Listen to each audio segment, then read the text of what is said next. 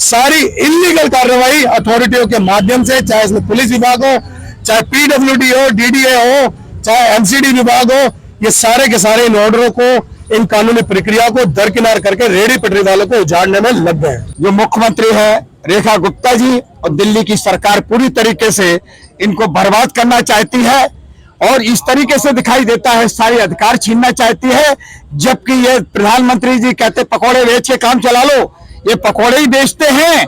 लेकिन सबसे बड़ी बेशर्म सरकार बैठी है केंद्र की और दिल्ली की सरकार, जो गरीबों पर हमला करती है, डकैती डालती है, उनके अधिकार छीनती है और तो और उनको भूखमरी के कगार पर ले जाने की कोशिश कर रही है।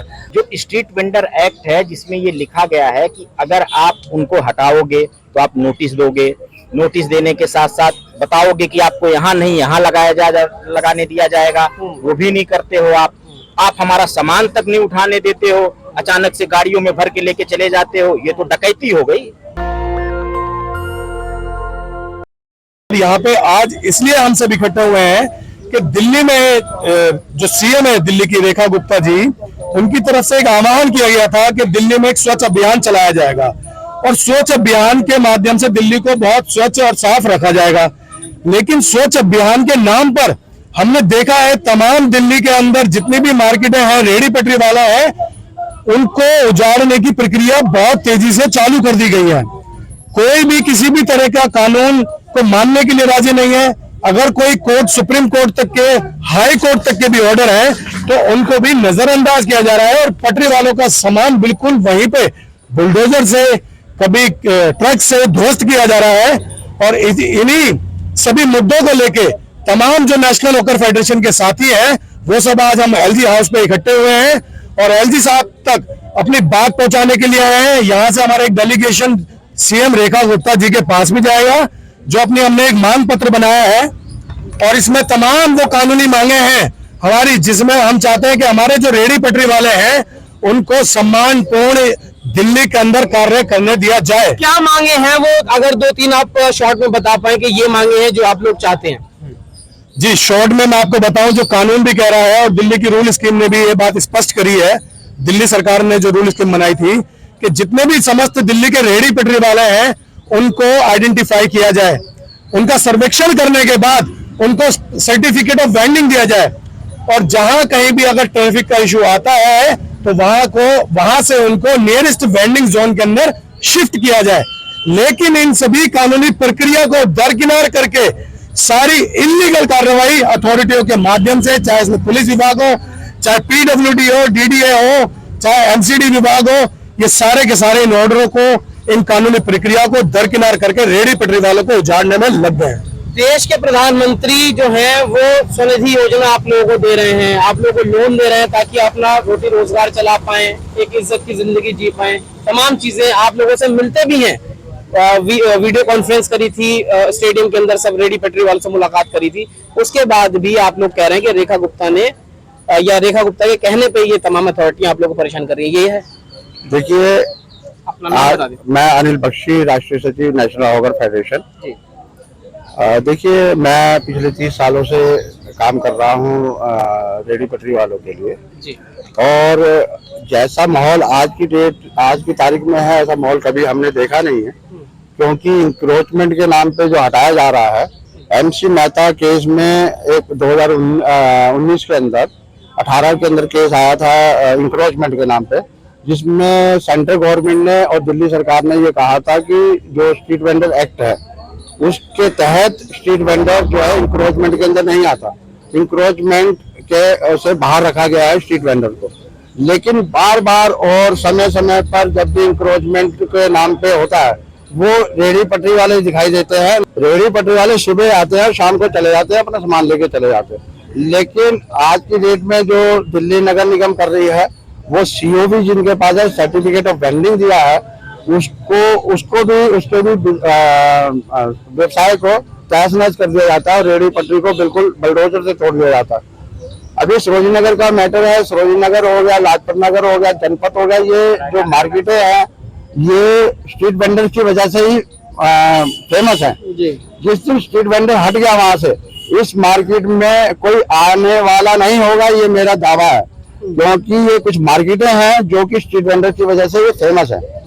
और स्ट्रीट वेंडर्स आज साप्ताहिक बाजार लगते हैं दिल्ली के अंदर, लेकिन आज साप्ताहिक बाजारों के अंदर भी तोड़फोड़ की जा रही है, जो कि ऐतिहासिक बाजार माने जाते हैं और जो कि कानून के अंदर लिखा हुआ है। आज सराय काले खां पे मेट्रो का काम चल रहा है और मेरठ वाली मेट्रो का काम चल रहा है, उसके चक्कर में हजारों स्ट्रीट वेंडरों को हटा दिया जा रहा है, रोज उनके सामानों को तोड़ा जा रहा है, जो कि गैर कानूनी है, क्योंकि ये सभी पीएम स्वनिधि योजना के लाभार्थी हैं। जबकि पीएम स्वनिधि योजना लागू की गई थी तो नेशनल हॉकर फेडरेशन ने, जब कोरोना काल आया था, नेशनल हॉकर फेडरेशन ने प्रधानमंत्री जी को लेटर लिखा था कि ये जो स्ट्रीट वेंडर है ये देश की अर्थव्यवस्था में अहम भूमिका निभाते हैं, जो हमारी इकोनॉमी है उसका 10% हिस्सा इनको दिया जाए। तो ये हमारे पास लेटर भी है। तो स्ट्रीट वेंडर जो नेशनल हॉकर फेडरेशन के कहने पे प्रधानमंत्री जी ने इसको शुरुआत की, और आज भी नेशनल हॉकर फेडरेशन जो है वो पूरे देश के अंदर एक बाजार बना रहे हैं, हॉट बाजार और मार्केटें बना रहे हैं। उसकी भी एडवाइजरी कमेटी का मेंबर है नेशनल हॉकर फेडरेशन। तो नेशनल हॉकर फेडरेशन अपनी अहम भूमिका निभाता है और निभाता आया है और निभाता रहेगा। लेकिन हमारा एक ही है कि जो आज गतिविधि चल रही है ये तोड़फोड़ की, उसको तुरंत रोका जाए और इनको अपने स्वाभिमान से, इज्जत से रोजगार करने दिया जाए। अगर कहीं परेशानी है तो उसका हल निकाला जाए। तो बख्शी जी ये बताएं, दिल्ली के अंदर तमाम आप लोग बताते हैं कि सरकारी आंकड़े के अंदर 5 लाख स्ट्रीट वेंडर है और एक परिवार के अंदर तकरीबन 5-6 लोग भी होते हैं, तो 20 से 25 वोटर्स हैं, 20 से 25 लाख वोटर्स हैं दिल्ली के। सरकार क्यों परेशान कर रही है? वोट नहीं चाहिए सरकार को? नहीं, सरकार आप लोग एकजुट नहीं है जो सरकार को झुका नहीं पा रहे हैं, सही निर्णय अपने ढंग से नहीं दे पा रही है? नहीं, ऐसा नहीं है। एक्चुअली क्या है कि सरकार जो है अलग अलग तरीके से और हिस्सों में तोड़ रही है। अगर जिस दिन इन्होंने एक साथ तोड़ना शुरू कर दिया उस दिन सरकार के खिलाफ होंगे। लेकिन आपकी बात सही है, क्योंकि जो हमारे रेहड़ी पटरी वाले हैं वो कम पढ़े लिखे होते हैं, उनको कानून के अपने अधिकार के बारे में कम लोगों को पता है। तो हम नेशनल हॉकर फेडरेशन और भी यूनियनें हैं वो इनको जागरूक करने में लगी हुई हैं। अभी साप्ताहिक बाजार वाले हैं, उनके ऊपर भी जब हमला हुआ तब वो हमारे साथ आने के लिए तैयार है। नहीं तो स्ट्रीट वेंडर को वो मानते नहीं थे अपना हिस्सा, क्योंकि स्ट्रीट वेंडर वो कहते हैं हम शाम को लगाते, तुम सुबह से लगाते। लेकिन आज की डेट में साप्ताहिक बाजारों के ऊपर जब हमला हुआ तो साप्ताहिक बाजार वाले हमको समर्थन दे रहे हैं कि हमारे ऊपर भी हमला हो रहा है। क्योंकि ये मैं आज कह रहा हूँ कि RW आने वाले टाइम में साप्ताहिक बाजारों को गारंटी से मैं लिख के दे रहा हूँ कि हटाया जाएगा, कोई रोक नहीं सकता अगर ये सब एक नहीं हुए तो देखिए यहाँ पे इन चीजों को कानूनी तौर पे अगर समझा जाए तो यहाँ पे अधिवक्ता ही मौजूद है, उनसे ही बातचीत करें। उससे क्या नाम है आपका? नितिन नायक सर। नितिन जी, जिस तरह से एक्ट की भी बात हुई, जो कानून बोलता है उसको भी अगर स्ट्रीट वेंडर समझना चाहे, जिस तरह से उजाड़ीकरण कह रहे हैं हो रहा है, तमाम जो मार्केटें उजाड़ी जा रही हैं, कैसे आप कानूनी तौर पे कैसे देखते हैं ये सही है गलत है? क्या जो अधिकारी हैं, जो एजेंसियां हैं, उन पे कोई कानूनी दबाव बन सकता है या वो कानून का उल्लंघन कर रहे हैं? क्या है पूरा मामला, संक्षेप में बताएं। देखिए सर, सबसे पहली बात तो ये है कि 2014 का जो स्ट्रीट वेंडर एक्ट है उस एक्ट को पूरी तरह से लागू नहीं किया जा रहा है। और अगर आपने संक्षेप में बोलने के लिए कहा है मुझे, तो अगर मैं इतना कह दूं आपसे कि स्ट्रीट वेंडर एक्ट को अगर पूरी तरह से लागू कर दिया जाए तो हमें रोड पे आने की जरूरत ही नहीं पड़ेगी। ठीक, पहली चीज। दूसरी चीज ये है कि स्ट्रीट वेंडर एक्ट से पहले हमारे देश का संविधान है। अगर उस एक्ट को सरकार नहीं मान रही है तो बाबा साहब के संविधान को मान ले। उसमें भी तो आर्टिकल 19(1) में व्यापार और वाणिज्य के लिए बोला गया है कि आप कहीं पे भी अपने देश में व्यापार और वाणिज्य कर सकते हैं। तो वो राइट तो संवैधानिक राइट है, उसको भी आप नहीं मान रहे हो। आप 2014 का स्ट्रीट वेंडर एक्ट नहीं मान रहे हो।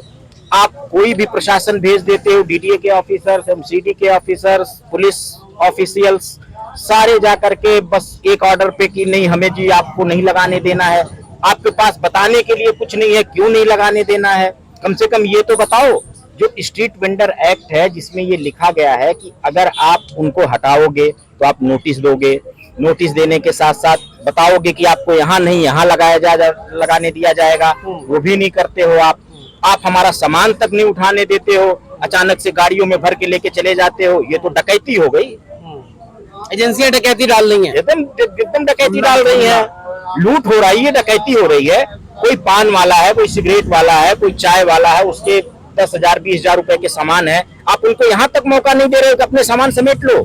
मैं कितने केसेस किया हूँ, यही civil lines police station Majnu के टीले के केसेस किया हूँ, डकैती के केसेस चल रहे हैं, 156(3) पड़े हैं पुलिस वालों के ऊपर कि आपने अचानक से आकर के बिना कोई रूल रेगुलेशन के आपने अपनी टीम के साथ गाड़ी। लूट क्या होती है? लूट होती है संगठित तरीके से आप आए, किसी का सामान उठा के लेके चले गए, जान में डाल के उनको वो करके। अभी एक जगह का कहीं का मामला है जहां पे इलेक्ट्रिक वायर गिरी हुई थी, उठाने के चक्कर में वहां तक उसको ध्यान नहीं दिया। अगर कोई अनहोनी हो जाती, किसी की जान चली जाती, किसी स्ट्रीट वेंडर का, तो कौन जिम्मेदार होता? तो ये सब सारी प्रॉब्लम्स हैं। और मैं सिर्फ इतना कहता हूं कि अगर इस देश में कानून है तो सरकारों को कानून को मानना चाहिए, कानून का पालन करना चाहिए। हम सारे लोग कानून से बंधे हुए हैं और इसीलिए स्ट्रीट वेंडर एक्ट 2014 पास हुआ था, इनके अधिकारों की सुरक्षा के लिए। तमाम स्ट्रीट वेंडर हैं जो छोटी छोटी चीजें करते हैं, अपनी जीविका चलाते हैं, तो क्या कहेंगे आप कि जिस तरह से आपने भारत का संविधान भी हाथ में ले रखा है, हाँ। क्या नाम है, कहाँ से आए हैं? मेरा नाम अशोक निराला है, मैं राष्ट्रीय भीम संगठन का दिल्ली प्रदेश का प्रेसिडेंट हूं और हमारे साथ है शिमोन मसीह जी, राष्ट्रीय भीम संगठन के राष्ट्रीय अध्यक्ष।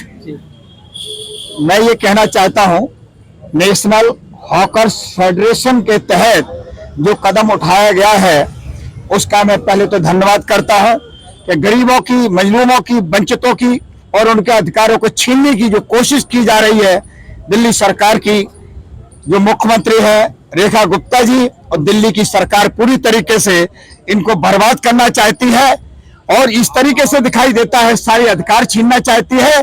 जबकि ये प्रधानमंत्री जी कहते पकौड़े बेच के काम चला लो, ये पकौड़े ही बेचते हैं, लेकिन सबसे बड़ी बेशर्म सरकार बैठी है केंद्र की और दिल्ली की सरकार, जो गरीबों पर हमला करती है, डकैती डालती है, उनके अधिकार छीनती है और तो और उनको भूखमरी के कगार पर ले जाने की कोशिश कर रही है। और ये बर्बाद करने का रास्ता है। ये हॉकर छोटे छोटे अपने बिजनेसों को चलाकर अपना परिवार चलाते हैं और देश की आर्थिक स्थिति में महत्वपूर्ण भूमिका निभाते हैं। उनके साथ ये अत्याचार किसी भी कीमत पर बर्दाश्त नहीं किया जाएगा मेरे साथियों। दस्तक की आपसे गुजारिश है कि अगर इसको बचाना चाहते हैं तो नेशनल दस्तक को सब्सक्राइब करने के लिए रेड कलर के सब्सक्राइब बटन को दबाएं, फिर बेल आइकन की घंटी दबाएं। नेशनल दस्तक को बचाने के लिए बहुत जरूरी है कि हर खबर को शेयर करें, लाइक करें, कमेंट जरूर करें।